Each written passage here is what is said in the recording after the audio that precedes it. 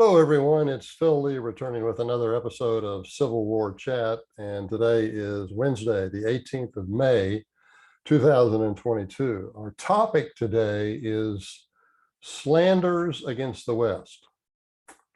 Last year, a Black internet media pundit, I think it was Mark LaMont Hill, asked critical race theory opponent Chris Rufo, quote, "Can you name something you like about being white?" Close quote.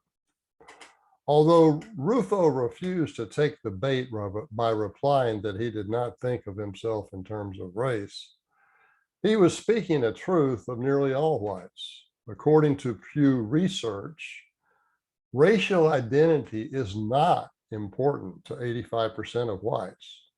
In contrast, it is important or very important to 75% of Blacks, like Mark LaMont Hill. Nonetheless, Rufo's interrogator was trying to trap him. If Rufo had answered that Western civilization had accomplished much for the benefit of the world industrially, scientifically, and politically, Hill would have replied that such accomplishments were made at the expense of passive, peaceful races that the whites had conquered and sometimes enslaved. That is why today's critics of Western civilization try to blame whites for the original sins of slavery and colonization. Blacks, after all, did not colonize Europe or even the Americas. They were instead cruelly exploited when whites conquered and began to enslave them. The same, so the argument applies to the same argument applies to the Aboriginal tribes of the Western Hemisphere. So men like Mark LaMont Hill would say. Ergo, Western civilization was not a benevolent force, but was instead a wrecking ball unleashed on the rest of the world. The chief reason that Western civilization is prominent today, they argue, is because it forcibly and immorally subdued the world's ethical civilizations, such as the Blacks in Africa or the Indians in the Americas or the other Aborigines around the world. Consequently, today's descendants of the conquerors should pay reparations to the descendants of the peaceful civilizations they destroyed. That analysis has at least three major flaws. First, Western civilization dominates because its underlying disciplines and skills enable it to do so. All Aboriginal tribes love music, for example, but only Westerners developed a successful notation. The result has been the works of Bach, Beethoven, Brahms, Bartok, and the other great classical composers. Similarly, Aboriginal civilizations also built bridges and dwellings, but Westerners developed the formal engineering disciplines that enabled bridges like the Verrazano Narrows and airplanes like the intercontinental aircraft. Likewise, it is the principles of physics developed in the West that enable cell phones and the internet and all the modern electronic marvels, including the computer. In short, Western civilization dominates because it works. If it had not worked, some other civilization would hold the lead today. That's why our schools should teach the disciplines that we treasure instead of the gobbledygook that might enable an unqualified student to be vouchsafed an Ivy League degree on the basis of a melanin or chromosome lottery. That's how you get people like Judge Brown Jackson selected because she was one, a woman, and two, black. And those are the two major criteria. She is also a Harvard graduate who has testified before Congress that she cannot define the word woman. She does not know the meaning of the word woman. This is madness.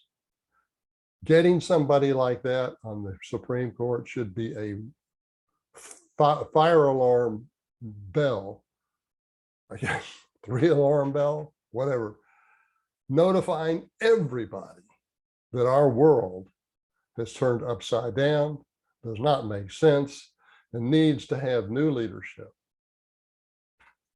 Second, although slavery has been an historical part of many of the world's civilizations, it should be noted that Westerners ended the practice at great cost to themselves. Of the approximate 10 million slaves shipped across the Atlantic from Africa, only 4% went to North America. The great majority of those traveling west ended up in Brazil or the Caribbean, where their working conditions were typically worse than in the USA. Moreover, about 16 million were taken by Arabs into the Middle East, where they have few descendants today because the black males were castrated. In the final analysis, however, the greatest cruelty to African slaves was perpetuated by the black tribes of their own continent that first took them prisoners and sold them to the white and Arabian slave traders. Third, contrary to popular belief, whites were mostly responsible for freeing America's slaves. At least that is the currently popular belief, that they were not. But the truth doesn't have to be currently popular. The truth is, it was whites that were mostly responsible for freeing America's slaves. Less than 10% of Union soldiers during the Civil War were blacks. 95% of the blacks on the plantations and southern farms waited for the war to end. They were thereby granted freedom as a gift. But it was also a responsibility, as they would soon learn. The number of Union soldiers killed or wounded during the war was double, at least, the number of blacks who ever put on a uniform during that war, or at least a Union uniform. Finally, the white governments of all of the Confederate states promptly outlawed slavery after General Lee's surrender in 1865. They did so before the Republican-controlled vassal regimes were put in place, which typically happened in 1868 or later. That's when the carpetbaggers came, 3 years later. 8 of the former Confederate states ratified the 13th Amendment, ending slavery the same year the war ended, and 3 years before the carpetbag regimes took over. So freeing the slaves was obviously not the reason that the carpetbag regimes had to take over. The carpetbag regimes had to take over because the Republicans in Washington wanted vassal governments in the southern states that would do the bidding of the Republican Party. None of the above is to minimize my admiration for Booker T. Washington, who rose up from slavery, or Martin Luther King, who combated segregation. I similarly admire men such as Larry Elder and his father, as well as, these are contemporary men, as well as contemporary people like Candace Owens and her grandfather. I do not, however, believe that anyone today deserves reparations for slavery.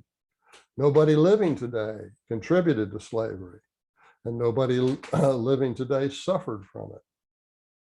Many minorities living today, however, have benefited from affirmative action. In fact, since the 1964 War on Poverty, the federal government has distributed over $22 trillion in various means-tested, economically means-tested programs for the poor, many of whom are Black. Okay, Lean forward. I know what you're thinking. You're thinking this is a great time to binge watch a string of Civil War chat videos. Okay, good idea. Go ahead. I'll see you in the next video.